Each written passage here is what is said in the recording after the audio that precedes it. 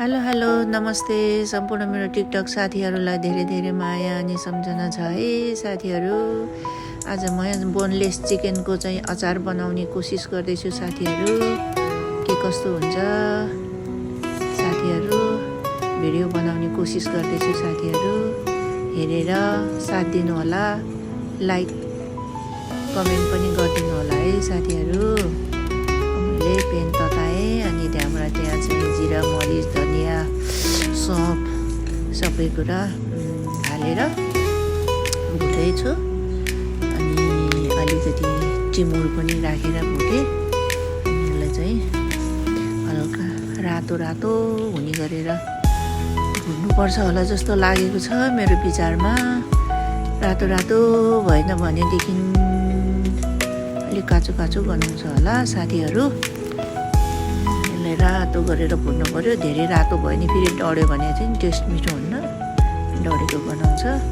त्यही भएर रातो रातो गरेर भुटेर अनि झिक्ने। अनि यसलाई चाहिँ मिक्सरमा मजासँग सेलाएपछि मजासँग पिन्ने, मसिनो पाउडर बनाउने। अनि त्यहाँबाट अब मासु भुट्ने साथीहरू। मासु भुट्दैछु। अनि यो मासु भुटेर साथीहरू मासु रातो बनाएर भुट्नुपर्छ। मासु रातो बनाएर भुटेन भनेदेखि फेरि मासु अचार चाम्रो हुँदैन। अनि यो मासु भुटिसकेपछि पेनमा चाहिँ हल्का यो अदुवा अनि लसुन मजासँग रातो रातो हुने गरेर भुट्ने। अनि यो अदुवा र लसुन मजासँग रातो हुने गरेर यो तेलमा भुटेपछि खुर्सानी मसला अदुवाको पेस्ट, खुर्सानीको पेस्ट, अनि त्यहाँबाट यो बेसार नुन आफ्नो स्वाद अनुसार मजासँग तेलमा भुट्नुपर्छ। अनि यो तेलमा भुटेपछि अनि मिठो टेस्ट हुन्छ। अनि मसलाहरू पनि गनाउँदैन जस्तो लाग्छ अब मलाई। अनि त्यो मजासँग भुटेपछि अनि मासु हालेर मजासँग चलाउने। अनि मसलाको पेस्टहरू जम्मै मासुभित्र पस्ने गरेर चलाउने। अनि तेलमा तेल तताएर हाल्ने अनि मजासँग चलाउने साथीहरू। मजासँग चलाएँ अनि मसला खुर्सानीहरू सबै भित्र पस्ने गरेर मजासँग एकछिन भुटेको गर्नुपर्छ रहेछ। अनि मजासँग चलाउने। ग्यास सानो बनाउने, फेरि ठुलो ग्यास बनायो भने एकछिनमै डढ्छ नि, फेरि यो डढ्छ। त्यो भएर अनि ग्यास सानो बनाएर मजासँग भुट्ने साथीहरू।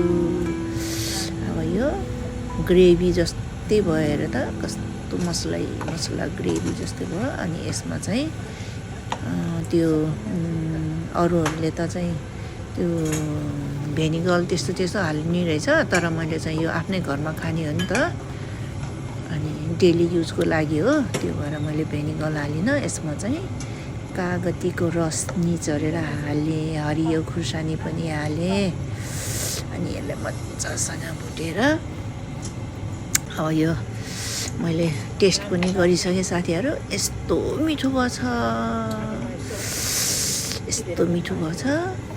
साथीहरू। हजुरहरूलाई नि खान मन छ भनेदेखि सम्पर्क गर्नु होला है साथीहरू। ल मुख पनि च्याप गरेर खाएँ ल। यस्तो मिठो भएछ, यति टेस्टी भएछ साथीहरू। अब यो सिसामा हालेर राख्ने। अनि डेली बिहान बेलुका खाना खाने बेलामा 1-2 पिस झिक्ने खाने। अनि खुर्सानी पनि 1 बाइट 2 बाइट खाने खाना खाने बेलामा। यस्तो मिठो भएछ, टेस्टी भएछ साथीहरू। मेरो अचार बनाएको तरिका भयो कि भन साथीहरू। भयो भने एक लाइक गरिदिनु होला, कमेन्ट पनि गरिदिनु होला। खाना मन छ भने नजिकैको साथीहरूले सम्पर्क पनि गर्नु होला, घरमा नि आउनु होला। टेस्ट गरौँ साथीहरू। यो 2 डब्बा भयो है साथीहरू, 2 डब्बा भयो। अब खानासँग च्याप्प खाने ल है साथीहरू। ओके बाई बाई साथीहरू। मेरो भिडियो हेरेर लाइक कमेन्ट गरिदिनु होला साथीहरू। By by.